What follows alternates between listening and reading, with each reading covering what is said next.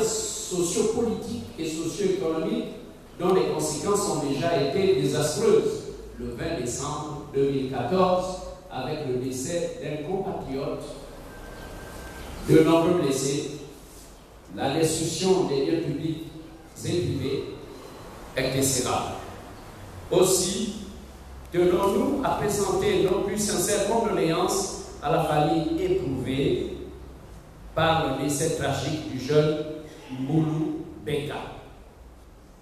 Cette situation qui met en conflit d'un côté la majorité et de l'autre l'opposition et une large frange de la société civile montre clairement que le lien ombilical qui unit les Gabonais est extrêmement tendu. Si nous ne sortons pas de cette zone de turbulence, nous risquons de rompre et donc de conduire notre pays vers un embrasement total ou un cataclysme imparable. À la suite de quelques hommes politiques, de chefs religieux et même du représentant spécial du secrétaire général des Nations Unies, nous demandons également que, dans les plus brefs délais, un dialogue ouvert, participatif et inclusif soit lancé, conformément à nos valeurs traditionnelles et spirituelles. En effet, le Gabon a toujours été considéré comme un havre de paix et les Gabonais comme des êtres épris de paix et d'amour. Cette culture de paix qu'incarnait feu le président Omar Bongo Ondimba nous a été léguée en héritage par cet illustre homme d'État. Nous nous devons de la préserver, d'autant plus que ce dernier, depuis 2005, avait décidé de remettre le Gabon entre les mains du Dieu de paix et d'amour. Dès lors, nous devons savoir que tous ceux qui voudront mettre en péril cette paix et cet amour entre les Gabonais s'attireront des malédictions et seront sévèrement jugés par l'Éternel des armées. Mais notre Dieu est un Dieu bon et miséricordieux. La Bible nous enseigne que sa colère ne dure pas à toujours. Nous lançons donc un appel à la repentance de tous ceux qui ont, d'une manière ou d'une autre, menacé la paix dans notre pays par le détournement des fonds publics, par la violence physique ou verbale, par la violation des libertés fondamentales, par la désobéissance systématique, par le mutisme, par des actions criminelles, par des crimes rituels, le viol, les pratiques homosexuelles, la haine des autres, la division et par toutes sortes de méchanceté.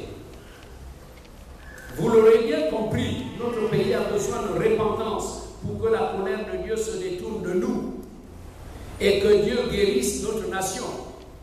La Bible dit dans 2 Chroniques chapitre 7 verset 14, « Si mon peuple sur qui est invoqué mon nom s'humilie, prie et cherche ma face, s'il se détourne de ses mauvaises voies, je l'exaucerai des cieux, je lui pardonnerai son péché et je guérirai son pays. » Mesdames et messieurs, chers frères et sœurs, Dieu est prêt à nous pardonner. Dieu est prêt à accomplir ses projets merveilleux de paix et non de malheur pour notre pays. Aimons-nous les uns les autres, supportons-nous, sachons nous apprécier. De nombreux projets menés par le président de la République, chef de l'État, autour du triptyque Gabon vert, Gabon industriel et Gabon des services, auquel il faut ajouter le Gabon bleu, ainsi que le programme Graines, sont considérés par tous comme étant d'excellentes initiatives devant permettre la création de milliers d'emplois pour nos enfants et, à l'horizon 2025, de hisser le Gabon au rang de pays émergent. À cet effet, nous devons tous soutenir et appuyer le chef de l'État dans la réalisation de ces projets. De même, de nombreuses propositions faites par l'opposition et la société civile sur la bonne gouvernance, l'ouverture démocratique, la transparence, la réforme des institutions, la garantie des libertés fondamentales, etc., doivent être prises en compte puisqu'elles participent également au développement harmonieux de notre pays. Je ne sais pas si on a bien compris. Il faut qu'on prenne en compte aussi ce que propose l'opposition. Et je reprends ce que je dis. De même, de nombreuses propositions faites par l'opposition et la société civile sur la bonne gouvernance, l'ouverture démocratique, la transparence, la réforme des institutions, la garantie des libertés fondamentales, etc., doivent être prises en compte puisqu'elles participent également au développement harmonieux de notre pays. Nous réitérons notre appel à la réconciliation nationale dans un cadre approprié. Sur ce point, l'opposition radicale a proposé depuis quelque temps la solution de la conférence nationale souveraine. Cette formule, dans le contexte actuel, nous semble avoir des difficultés à prospérer au regard de son caractère et de ses effets révolutionnaires, parmi lesquels la remise en cause du mandat du chef de l'État. Or, à ce titre, seul Dieu lui-même ou le peuple souverain, au terme du mandat actuel, pourrait confier la charge de cette fonction à un autre citoyen gabonais par le biais des urnes. Donc, il faut attendre les urnes. À cet effet, nous proposons que soit réactivé le Conseil national de la démocratie, CND, qui est le cadre institutionnel approprié et prévu pour le débat politique et démocratique. En tant que cadre formel spécial pour la promotion et la consolidation de la démocratie, nous invitons l'ensemble des acteurs de la majorité, de l'opposition et de la société civile à saisir l'opportunité à œuvrer pour la recherche d'une sortie de crise dans une rencontre à composition plurielle, c'est-à-dire ouverte, inclusive et participative, ce qui serait la rampe de lancement des nouveaux conseils nationaux de la démocratie, conformément aux vœux émis depuis quelque temps par l'ensemble des forces vives de la nation. Je suis en train de chercher à savoir qui est le responsable de ce Conseil national de la démocratie. Il n'existe pas, il ne fonctionne pas. Il faut l'exhumer, il faut le faire vivre et que rapidement le débat politique se fasse dans ce cadre. Et je suggère que le chef de l'État, par arrêté par exemple, puisse nommer à la tête de ce Conseil national de la démocratie quelqu'un de neutre. Neutre, ça peut être un militaire ou un religieux. Quelqu'un de neutre qui ne soit dans aucun parti politique. Maintenant, dans la composition, n'est-ce pas, du bureau de ce Conseil national de la démocratie, on mettra peut-être quelques représentants de la majorité, quelques représentants de l'opposition, quelques représentants de la société civile et quelques religieux aussi, et puis des observateurs, même des observateurs internationaux. Je demande en toute humilité que le chef de l'État fasse quelque chose pour que ce cadre soit rapidement opérationnel et que le dialogue commence.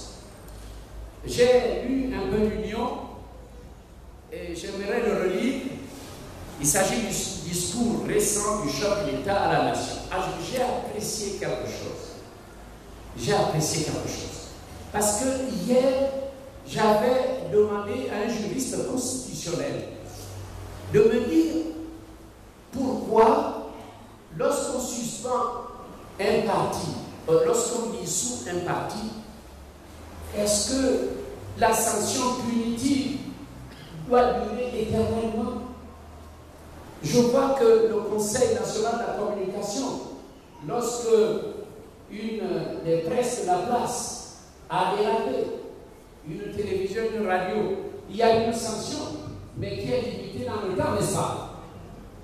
Mais comment un parti politique qui est représentatif dans toute la nation, on le suspend près d'une décennie, et vous voulez que les militants fassent quoi? Alors, il faut que le parti de M. Biboto soit remis en travail, n'est-ce pas?